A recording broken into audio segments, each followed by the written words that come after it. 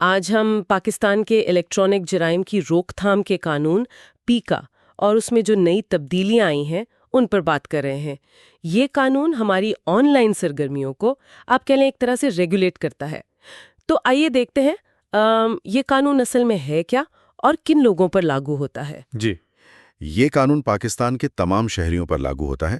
وہ دنیا میں کہیں بھی ہو اس سے فرق نہیں پڑتا۔ اچھا، جی ہاں، اور صرف شہری نہیں، پاکستان میں موجود ہر دوسرے شخص پر بھی، بلکہ اگر کوئی ایکٹ پاکستان سے باہر بھی کیا جائے ہاں، لیکن اس کا اثر پاکستان کے اندر لوگوں پر یا املاک پر یا یہاں کے کمپیوٹر سسٹمز پر پڑتا ہو تو یہ قانون وہاں تک بھی پہنچ سکتا ہے۔ او تو اس کا دائرہ کار تو کافی وسیع ہے۔ بالکل، اور اس کا بنیادی مقصد یہی ہے کہ جو انفارمیشن سسٹمز ہیں ان کا غلط استعمال روکا جائے، اور پھر جو آن لائن جرائم ہوتے ہیں ان کی تحقیقات اور ٹرائل کا ایک طریقہ کار، ایک نظام بنایا جائے۔ صحیح۔ تو عملی طور پر کون سے آن لائن کام ہیں جنہیں یہ قانون جرم سمجھتا ہے؟ مطلب عام انٹرنیٹ استعمال کرنے والوں کو کن چیزوں کا خیال رکھنا چاہیے؟ جی، اس میں کئی چیزیں شامل ہیں۔ مثال کے طور پر سیکشن 11 ہے جو نفرت انگیز مواد پھیلانے سے متعلق ہے، ہیٹ سپیچ جسے کہتے ہیں۔ ہیٹ سپیچ، ٹھیک۔ پھر سیکشن 20 ہے جو کہتا ہے کہ جان بوجھ کر کسی کی عزت یا پرائیویسی کو نقصان پہنچانے کے لیے جھوٹی معلومات پھیلانا، یہ بھی جرم ہے۔ اچھا، یہ تو بہت اہم ہے۔ مطلب آن لائن کسی کے بارے میں کچھ بھی شیئر کرنے سے پہلے سوچنا ہوگا۔ بالکل۔ پھر کسی اور کی شناخت استعمال کرنا بغیر اجازت کے، یعنی آئیڈینٹی تھیفٹ، وہ بھی منع ہے۔ اور سائبر سٹاکنگ، یعنی آن لائن کسی کو ہراساں کرنا، پیچھا کرنا، وہ بھی سیکشن 24 کے تحت آتا ہے۔ اور وہ جو آپ نے جعلی معلومات کی بات کی تھی، خاص طور پر اگر اس سے کوئی خوف و ہراس پھیلے؟ جی، وہ ایک ترمیم کے ذریعے سیکشن 26 ہے، اس پر بھی خاص توجہ دی گئی ہے۔ جعلی یا غلط خبریں پھیلانا جس سے پبلک میں ڈر پیدا ہو، وہ بھی مسئلہ ہے۔ ٹھیک ہے۔ اور بچوں سے متعلق جو آن لائن جرائم ہیں، چائلڈ پورنوگرافی، گرومنگ، استحصال، ان کے لیے بھی کئی سیکشنز 22، 22A، 22B، 22C موجود ہیں۔ اور یقیناً سائبر دہشت گردی جیسے سنگین جرائم بھی اس قانون کے دائرے میں آتے ہیں۔ اچھا، یہ تو جرائم کی فہرست ہو گئی۔ اب ذرا سوشل میڈیا کی بات کرتے ہیں۔ سنا ہے کہ نئی تبدیلیوں میں سوشل میڈیا پلیٹ فارمز کو ریگولیٹ کرنے کے لیے خاص اقدامات کیے گئے ہیں؟ جی ہاں، بالکل۔ 2025 کی جو ترامیم ہیں ان میں ایک نئی اتھارٹی بنائی گئی ہے سیکشن 2A کے تحت، social media protection and regulatory authority, یا مختصراً SMPRA۔ SMPRA۔ تو اس اتھارٹی کا کام کیا ہوگا؟ اس کے پاس کافی اختیارات ہیں۔ یہ سوشل میڈیا پلیٹ فارمز کو ریگولیٹ کرے گی، انہیں پاکستان میں کام کرنے کے لیے رجسٹر یا آپ کہہ لیں انلسٹ کرے گی۔ اچھا، انلسٹمنٹ۔ جی، اور سب سے اہم بات، یہ اتھارٹی غیر قانونی یا ناگوار مواد کو ہٹانے یا بلاک کرنے کی ہدایات بھی دے سکے گی۔ یہ سیکشن 2R میں ہے۔ غیر قانونی یا ناگوار مواد، یہ کیا ہوتا ہے؟ قانون اس کو کیسے ڈیفائن کرتا ہے؟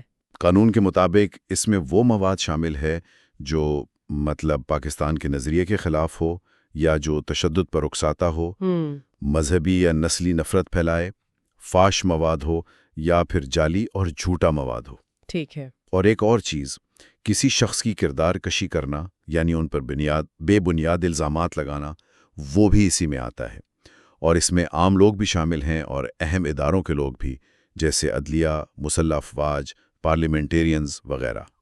تو اس کا دائرہ تو کافی بڑا ہے۔ جی، اور یہ بھی ہے کہ اتھارٹی جعلی معلومات کے خلاف اگر کوئی شکایت آئے تو وہ 24 گھنٹے کے اندر کارروائی کر سکتی ہے۔ یہ سیکشن 2C میں ہے۔ 24 گھنٹے، یعنی کافی تیزی سے ایکشن ہو سکتا ہے۔ تو پلیٹ فارمز کی کیا ذمہ داری بنتی ہے اس میں؟ پلیٹ فارمز کو پابند کیا گیا ہے کہ وہ شکایات سے نمٹنے کے لیے اپنا ایک طریقہ کار بنائیں جو مؤثر ہو۔ یہ سیکشن 2S ہے۔ اور اگر کوئی اتھارٹی کے فیصلے سے متفق نہ ہو؟ اس کے لیے بھی انتظام ہے۔ ایک سوشل میڈیا پروٹیکشن ٹریبیونل قائم کیا گیا ہے جہاں اتھارٹی کے فیصلوں کے خلاف اپیل کی جا سکتی ہے۔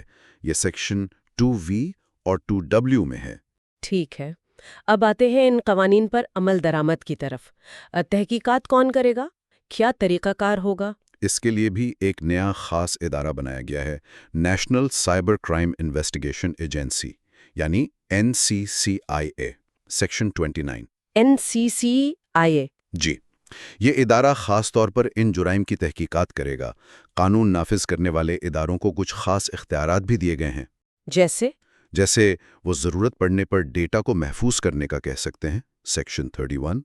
ٹریفک ڈیٹا یعنی کمیونیکیشن کا جو ڈیٹا ہوتا ہے وہ حاصل کر سکتے ہیں، سیکشن 32۔ اور عدالت سے وارنٹ لے کر تلاشی یا مواد ضبط بھی کر سکتے ہیں، سیکشن 33۔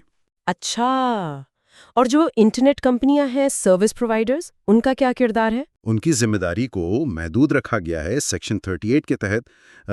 مطلب جب تک یہ ثابت نہ ہو جائے کہ وہ جان بوجھ کر ارادتاً کسی جرم میں شریک تھے، تب تک انہیں ذمہ دار نہیں ٹھہرایا جائے گا۔ سمجھ گئی۔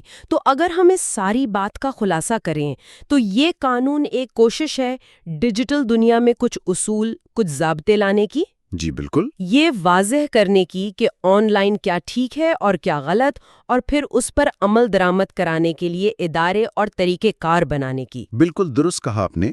یہ قانون ڈیجیٹل سپیس میں سیفٹی اور آپ کہہ لیں اکاؤنٹیبلٹی، جواب دہی کا ماحول بنانے کی کوشش ہے۔ ٹھیک ہے۔ تاہم یہاں ایک اہم سوال، اور شاید ہمارے سننے والوں کے لیے سوچنے کا نقطہ بھی یہی ہے کہ افراد اور یہ بڑی ٹیکنالوجی کمپنیاں یہ اس تیزی سے بدلتے ہوئے قانونی منظرنامے میں خود کو کیسے ڈھالیں گے، خاص طور پر جب ٹیکنالوجی اکثر قانون بننے کی رفتار سے کہیں زیادہ تیز بھاگ رہی ہوتی ہے۔